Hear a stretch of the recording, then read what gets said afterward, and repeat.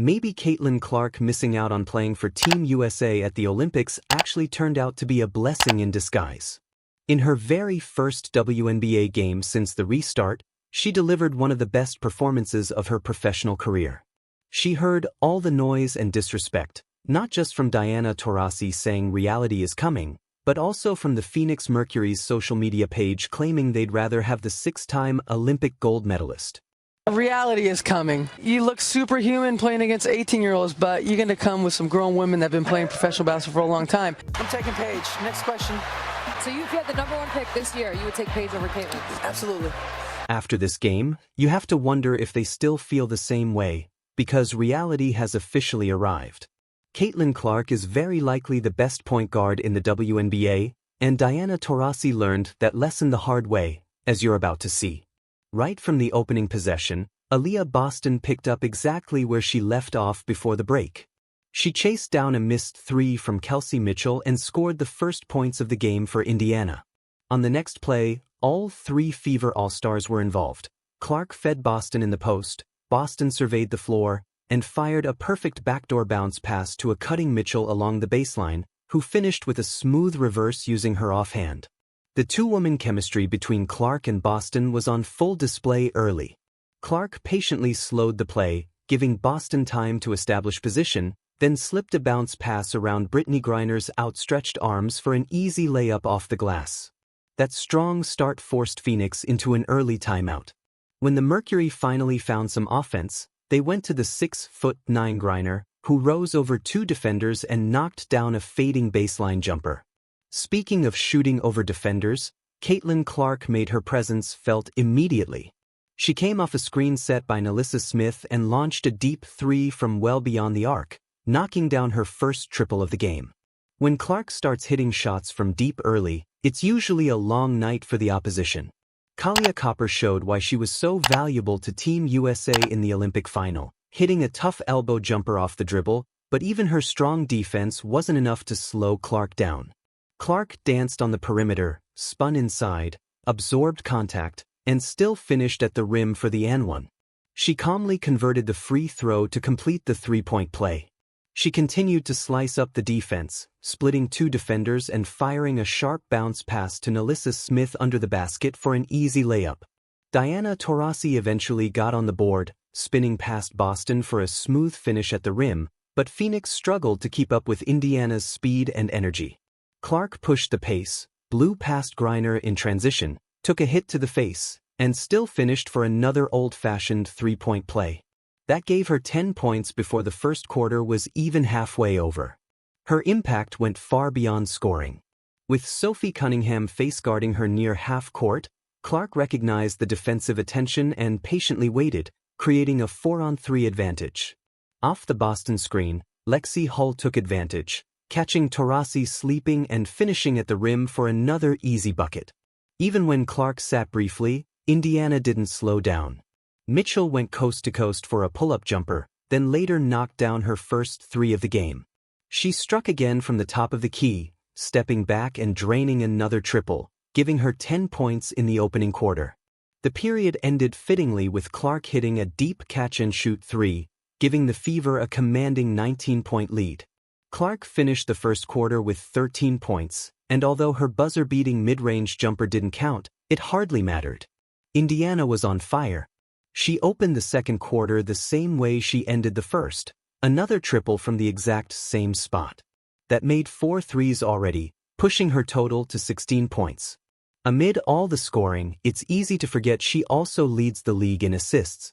She proved it again with a bullet pass in transition to Nalissa Smith, who finished through contact for the and one as Indiana stretched the lead to 41-18. The Mercury had no answers. Clark kept firing pinpoint passes, finding Kelsey Mitchell for a layup and threading needles all over the court.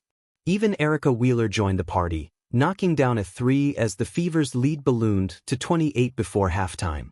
Phoenix finally got a response from the 42-year-old Taurasi, who came off a screen and buried a deep three, trimming the lead slightly. Indiana's balanced attack continued.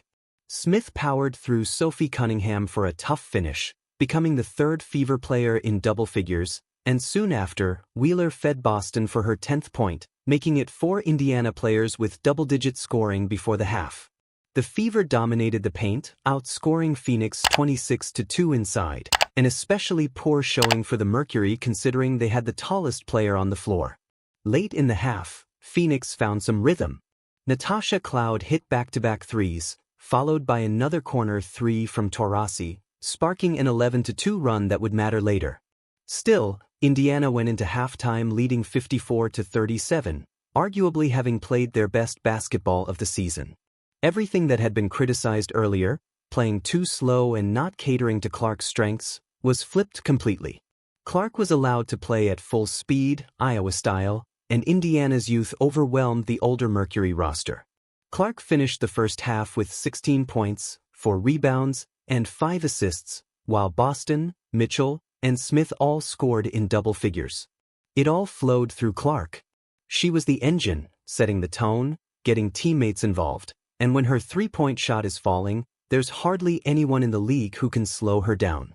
The third quarter is where things got interesting. Phoenix clearly emphasized attacking the paint. Kalia Copper scored off a dribble handoff with Taurasi, then Taurasi drew Clark before feeding Griner for an and-one. Suddenly, Indiana's once huge lead was cut to 12.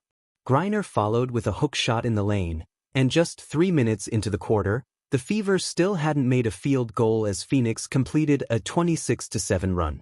Coming out of a timeout, Indiana desperately needed a response, and Kelsey Mitchell delivered with a corner three to steady things.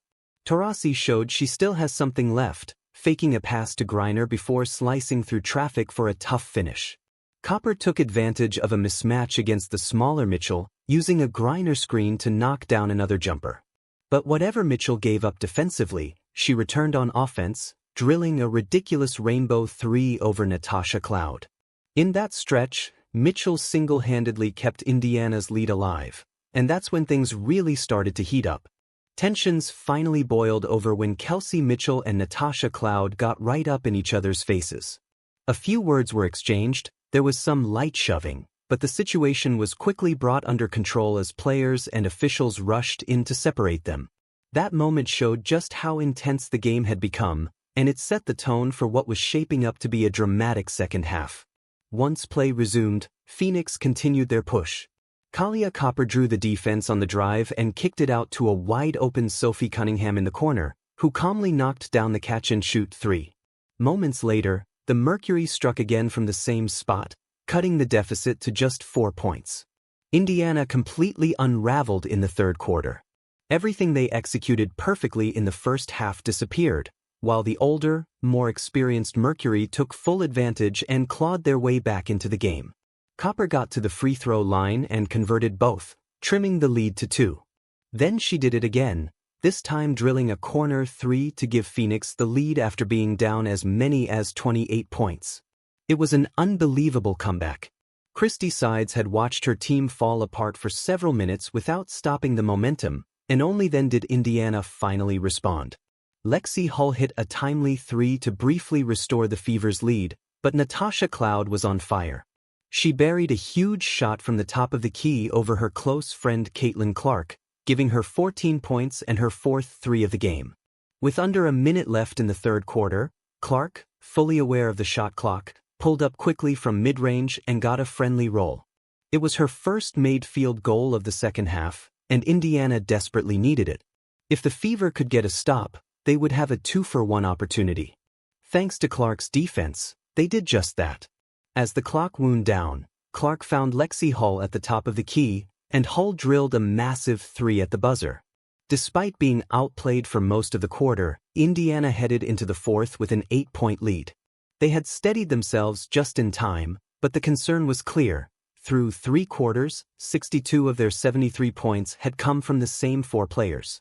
To close this one out, they would need more help from their role players. The fourth quarter opened with a few empty possessions, and then Clark made her presence felt once again.